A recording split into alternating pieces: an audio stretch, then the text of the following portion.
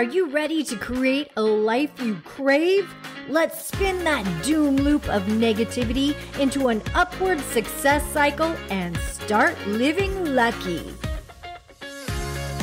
I'm Jana. I'm Jason. And we are living lucky. Good morning. Hey. We want to talk about coherence healings this morning. I didn't even know what coherence healings were.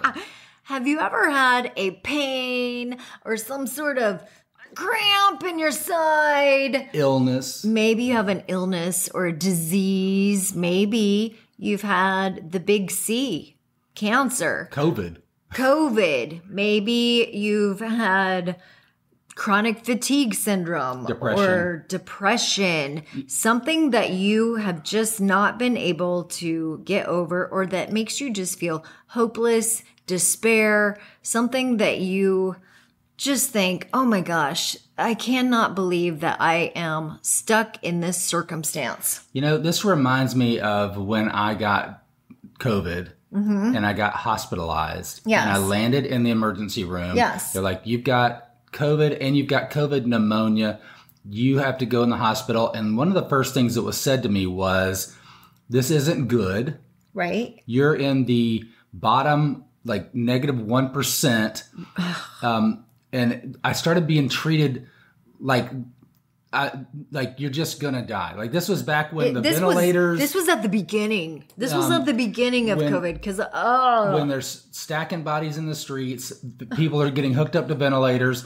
I was kind of isolated in this lockdown room, and people are talking to me like, almost like, I'm sorry, good luck. Your family can't come see you. What did you bring with you? Is there anyone we can call? It was kind of very sad and breaking my heart and making me scared. Well, it's not only exactly. You know, you start getting into that downward spiral. It took me down. You start going into that downward spiral because you start seeing the looks of people around you, and they start talking in this doom-like there's no hope. Yeah, it was like I was like, this is not what I want. Like I would rather hear, hey, you just have to fight for this because you've got a 1% chance of winning. And that's what so many people go through in life. You know, you start getting some sort of illness. Maybe it's just your hormones are off balance and you start going to the doctor. You start trying to find answers. And I mean, doctors are just throwing out, they don't really know what's happening. I mean, hormones are so off the charts. It depends on what day you go in to do the spit test. And then they're like, oh, you need this and this and this. And then they try to give you medicine to just try to put a Band-Aid on it. And then you go home and that makes everything worse because there's side effects to everything. And now you're even more in dysflux, right? Yeah. And then you've got more of a problem and you feel like nobody understands you and you start going in this spiral and then you get these thoughts in your head and you think, oh my gosh, doom. It's doom. Well, I think it's the thoughts in our head are one of the biggest battle weapons that we have. Because the thoughts start creating feelings. The reality. And then your amygdala brain kicks in. And because you start creating these feelings like, oh my gosh, this is bad. This is bad. You start seeing looks on the faces of people around you and they start treating you differently, just like they did you in the hospital. And when that happens, I mean, when you were in the hospital, people started bringing me food. And I'm like, what? Is my husband going to die? Well, you know, and then I started feeling like, oh my gosh, I need to text him and call him. Right? What do I do? And then I bring a different energy. It's all about the energy we bring, and we can all feel it. And then we all show up differently. And when we show up differently, we're all playing a role in this play of life. We're bringing that energy to the party. And we're all being cast in this movie script.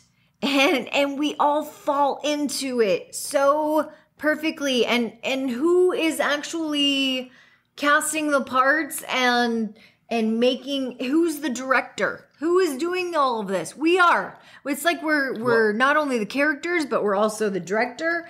And in that situation, it felt like the news media was the director, and we were all saying, "Okay, we'll play in that role." We want, or the media in general was saying, we want everyone to feed into the fear and feed into this. And what I realized, I know this in my soul and in my heart. Yes. But our bodies and our autonomic nervous systems, the cells in our bodies are made to heal themselves. And we are so just amazingly structured and made to regenerate and heal. Right. When we allow our bodies to do the work that they're designed to do. But we get in the way. But we live in this state of stress, and just we overwork our bodies all the time because we're so worried about things that aren't even happening in the future. We worry about things that have already happened in the past and they're done with. And we are constantly overworking everything in our bodies and our autonomic nervous system that we don't allow ourselves to just reboot and believe that we can do it, like everything's working in our favor. And to just show up. Yeah. And to just trust that, you know what, I've got this. And whatever happens, I've handled it in the past. So you know what, I can handle it again now. At any rate, we're getting a little off topic. Where I wanted to go with this is that Jason and I, we had the opportunity to be a part of 3 Coherence healings. Now, if you've ever had any type of ailment or illness, or like I said, any type of disease, and you're in that place of, I don't know what to do about this, a Coherence healing is really quite miraculous, because what this was is it was 1,500 people in a room together, all in a state. And when I say state, I mean, we're rubbing our hands together and we're all getting the energy. We're all in a trance. And it may sound a little weird if you've never heard of anything like this, but we're literally in a meditative state where we are channeling this healing energy. It's a vibration. It's an electromagnetic vibration of just love and good vibes. Yeah. And in fact, just saying it, I can feel like my whole body just literally went into that feeling. I can feel the tingles in my body just saying it. That's it. I'm having residual coherence healing right now because we did 3 in a row, and it was really life-changing. It was really life-changing. From these, what happens is people are with ailments, lie on the ground, and then the other 1,500 people gather around them with the intention to rub their hands together and to heal, just to put out healing energy in the room. Now, it doesn't matter if you are one of the people laying on the ground or if you are one of the healers that are in there putting the energy out. If you're in the room, you will feel the energy. You're getting the energy. I got the energy. And I'm feeling it now just talking about it and thinking about it. My body is literally going into, it feels like static electricity. That's what it feels like. It feels like when you were younger and you would wake up and your hair would stand up. Do you remember those days when you would go to school and you would be like, why is my hair standing up? Why is my hair stuck to the roof of the car? Yeah, like you had the felt covered roof car. Yes. Like right now, even my thoughts are kind of floating.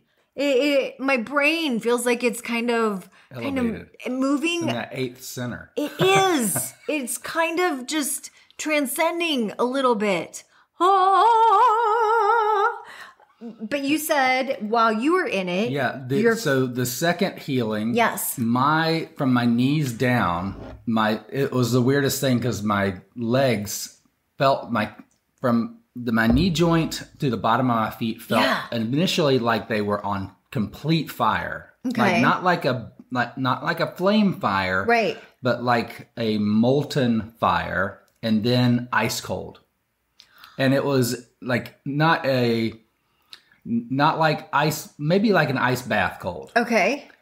And that it was long periods. I don't know what time kind of stood still, but it felt like I was like, this is weird, but I don't know if it's not real. Yeah. But it's like, I don't know how long it's happening, but it's just happening. And it's it's weird to talk about it out loud, but I just allowed for it. Because I was like, this is probably what's supposed to happen. And I just allowed for that to be a possibility. And I'd been suffering from pain in my feet since I did the Camino de Santiago. And that was a year ago. And that happened again on the third healing. Have you ever had frostbite? I haven't. I've had... Even as a child or anything? Well, frostbite is not to the extent where like anything turns black and has to be removed. But I've had. Well, I know you have your limbs. Ice where I've had extremely cold digits. Yeah. Because remember that time when we got? I just thought of a story. One time, Jason and I we went to this lake and we got lost. And I mean, this is a really long story. And when I tell it, you're going to think, oh my gosh, they must have been high up on some sort of drugs. But we lost our boat and then we couldn't find the car. Remember, we had to swim to shore. Oh, yeah. Is this the one where you got hit in the nose? Yeah, I got hit in the nose with a T-shirt cannon. I know you guys are thinking, what? These circumstances sound crazy. But we went to this party on a lake. It was a party on a lake. I was actually the MC. The MC, and they took me to the middle boat, and then all these boats surrounded us. And so in order to get out, because this party went on for like days, and I'm like, I can't stay here for days. My parents are visiting. You were the MC for a couple hours. Yes. And we're like, okay, well, it's time. My MC is up. And while we were there, someone shot a T-shirt cannon up in the sky, a law firm by coincidence shot a T-shirt cannon up in the sky, and it just so happened I was laying on an inner tube, and I mean I was relaxing, having a drink in the sun, just having a good old time, and it came down and popped me in the nose, and my nose started bleeding, so I had blood everywhere. I'm like, oh my gosh, this is quite the sight. But anyway, after we were there all day long, I was like, I have got to leave. So we had to swim to shore underneath the boats and through the boats and through inner tubes. And then when we got to shore, I was like, I have no idea how we're going to get to our car because I didn't have a wheelchair. It's probably only a mile or so. I'll walk to get it. Yeah. So Jason was like, well, I'll just walk. Well, he didn't have shoes. We didn't have clothes. I didn't have a wheelchair. And when he went to walk to find the car, the lake started winding all around and there wasn't a road. And next thing you know, he's like going through backyards and he was on pavement and on highways and he burnt the bottom of his feet. Burnt all the skin off the bottom of my feet. And it was sunburned to the point where he had first-degree burns. First-degree burns, and we had to take him to the emergency room. And in the meantime, I was sitting on the side of the lake, and the police came, and they were like, ma'am, you can't be here. You need to leave. And I was like, I can't walk. And they were like, are you inebriated? And I'm like, no. And they were like, you need to leave. And I'm like, I seriously can't walk. And I'm like, I need a wheelchair. It must have sounded absurd. And then you went to I finally found a hotel and got a cab that would trust me enough to take me to the car. You didn't have a wallet. Yeah. And you didn't have shoes. I didn't have a shirt. You didn't have a shirt. So even getting in the hotel, it was a nice hotel. Yeah, the hotel's like, you can't come in without a shirt. I was like, can I just make a phone call? I just need to call me a cab, please. And the cab showed up. And luckily, the cab driver, I was like, my wife is a radio personality in town. I promise you, I will pay you when we get to the car. My phone is there. My keys are in the car. My wallet is there.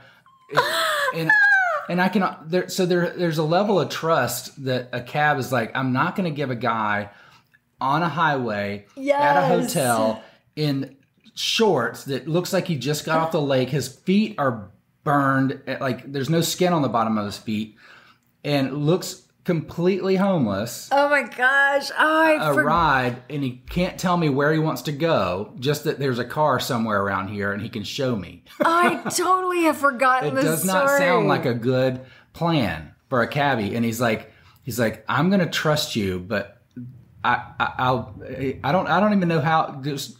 We were in good favor that day. Even though it did not turn out well for my feet. Yeah. We were in good favor. And then the whole gist of the story is that when we finally got home, my parents were there and Jason had these. I mean, we had to go wrap his feet. I had to explain to your parents why my feet are bleeding. My dad was like, I don't think you made good decisions today. Jerry, I did the best with what I had. He was so disappointed in his daughter and his son-in-law, wasn't he? I mean, we felt like Jana, you made a bad decision years ago. Jason, you made bad decisions all day today. Anyway. Best decision of your life when you married my daughter. We totally squirreled off. But what I'm thinking is maybe that healing helped your feet from that injury all the way back then. It's very possible. Okay. That might have been where the tingling started, and I just activated it on the commute. Okay, so I know we've gone really, really long. I wanted to talk more, though, about how this healing works, because literally this energy really helps, and we really have run out of time. We're going to do a part 2 on this series. So stay tuned, because I want to not only delve a little deeper into the science behind this, but also some of the testimonials of people that were literally being healed before our eyes. And also how this whole technique works even through a computer screen. Yeah. You can do it remotely, which just blows my mind. Yep, no space, no time. And now, after experiencing it, I am joining a healing group. That is something that I'm going to do, because helping other people just not only feels good, it raises my vibration, but seeing miracles helps me believe. Yeah, and when you give, you get. I mean, it's you don't give to get, but it just happens. Yes. It's one of the most amazing little synchronicities of life. Oh my God. I just love today. Thank you for joining us. Please tell a friend that if you want to start living lucky, join Jana and Jason for coffee. Have a great day. Bye-bye. If the idea of living lucky appeals to you, visit us at startlivinglucky.com.